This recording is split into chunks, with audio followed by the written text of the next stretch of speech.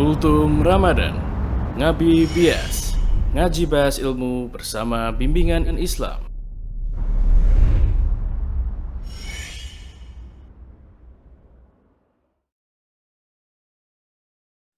Bismillahirrahmanirrahim. Assalamualaikum warahmatullahi wabarakatuh.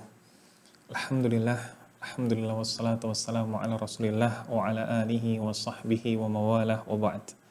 Ikhwatal iman, ahbakumullah, saudara-saudaraku sekalian yang mencintai sunnah dan dicintai oleh Allah Azza wa Jal. Berbicara tentang puasa, maka pembahasan kita tidak hanya seputar hukum, hikmah, syarat, dan juga pembatal-pembatalnya saja. Tapi kita pun juga bicara tentang adab-adab puasa. Dan puasa memiliki beberapa adab, yang mana pahala puasa tidak akan sempurna kecuali dengan menyempurnakan adab-adabnya pula. Di sini para ulama telah membagi adab-adab puasa menjadi dua. Di sana ada adab yang wajib, berarti harus dan tidak bisa ditinggalkan. Sifatnya beriringan dengan puasa itu sendiri. Sebagaimana puasa itu wajib, maka di sini adab yang menyertainya pun juga wajib. Begitu pula di sana ada adab yang sifatnya sunnah, sifatnya anjuran. Dan insya Allah yang menjadi bahasan kita pada pertemuan kali ini adalah adab yang sifatnya wajib. Adab yang harus dan tidak boleh ditinggalkan. Poin pertama yang disampaikan oleh Syekh Utsaimin rahimahullah adalah segala macam ibadah, baik ucapan atau perbuatan yang dihukumi wajib tetap walaupun seseorang itu berpuasa. Seperti sholat. Kita tahu bersama bahwasanya sholat adalah sesuatu yang agung, sesuatu yang mulia, sesuatu yang menjadi prioritas ketika kelak di hari penghisapan Allah Azza wa Jalla. Ia akan ditanya, dan tidak mungkin ketika kita mengamalkan puasa lalu kita justru mengabaikan sesuatu yang penting seperti salat. Maka salat ini hukumnya wajib, dan sebagaimana kita ketahui bersama di antara pendapat yang rajih, di antara pendapat yang tepat di kalangan para ulama bahwasanya salat ini adalah salat jamaah. Maka salat jamaah tetap harus didirikan. Salat jamaah tetap harus ditunaikan. Sebagaimana kita tahu bersama dalam hadis Abu Hurairah radhiyallahu an, ketika ada seorang sahabat yang buta meminta udzur kepada beliau, meminta udzur agar tidak diwajibkan untuk mendatangi salat jamaah. Maka Nabi Shallallahu Alaihi Wasallam memberikannya. Namun tatkala ia berbalik dan terdengar azan, maka Nabi pun kemudian bertanya, hal tasma'un nida? Apakah engkau mendengar panggilan? Apakah engkau mendengar seruan salat? Dijawab, iya. Maka Nabi mengatakan, fa'ajib. Maka penuhilah. Maka bagi seseorang yang menjalankan ibadah Ramadan, puasa, hendaklah ia pun tetap menjalankan ibadah salatnya, yakni salat berjamaah bagi seorang lelaki. Lalu bagaimana? Ketika dalam kondisi-kondisi sulit, seperti wabah yang melanda dan lain sebagainya. Maka dalam kondisi seperti ini, bukan berarti salatnya digugurkan. Sebagaimana salat dalam perang tidak digugurkan, tetap ditekankan. Maka pendirian dan penegakan salat tetap tidak berubah, hanya tata caranya. Kita dalam kondisi-kondisi sulit, maka diupayakan tetap berjamaah walaupun tidak di masjid.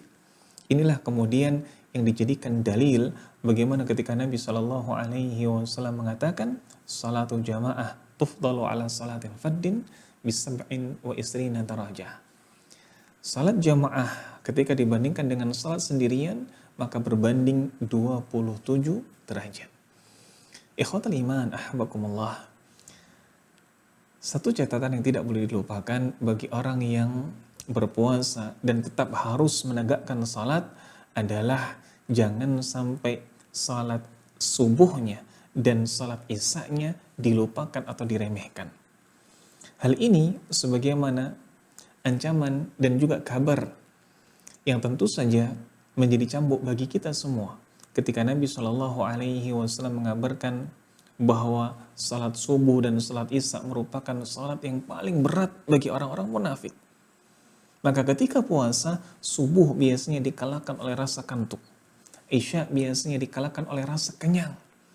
Maka jangan sampai kita sebagai seorang muslim hendaklah memperhatikan kedua salat ini dan mendapatkan keduanya dalam prioritas-prioritas kita agar kita tidak tergolong dari orang-orang munafik.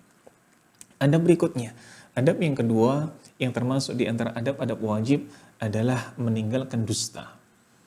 Jangan sampai ketika kita berpuasa, benar kita tidak menelan sesuatu, kita tidak melakukan hubungan badan, tetapi keluar dari lisan kita adalah perkataan-perkataan dusta.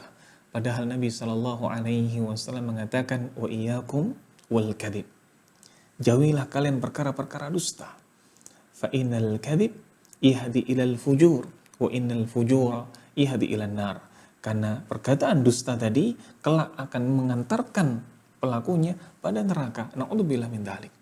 Bahkan ketika seseorang ini masih saja ia melakukan perbuatan dustanya, bahkan dia terus dan tidak bisa meninggalkannya, ia masih berusaha untuk dusta, tidak meninggalkan, maka dicatat dalam hadis hatta yuktaba indallahi kadzaban, sampai Allah tetapkan ia sebagai seorang pendusta. Berikutnya, adab yang perlu ditekankan lagi, dan ini hukumnya wajib, selain menjaga diri dari sifat dusta, dia pun juga menjauhkan dirinya, lisannya dari ghibah. Apa itu ghibah? Ini membicarakan orang lain atas hal yang tidak diinginkan oleh saudara kita tersebut. Maka ghibah ini sesuatu yang sangat berat sekali. Syariat Islam memandangnya. Ada sebuah kisah dan sebuah hadis yang menarik. Ini ketika malaikat Jibril alaihissalam mengatakan kepada Nabi SAW ketika proses Isra dan Mi'raj. Maka Nabi SAW melihat seseorang yang mencakar wajahnya. Nabi bertanya kepada malaikat Jibril, siapakah mereka? Maka Jibril mengatakan, haula'il ladzina ya'kuluna luhuman nas.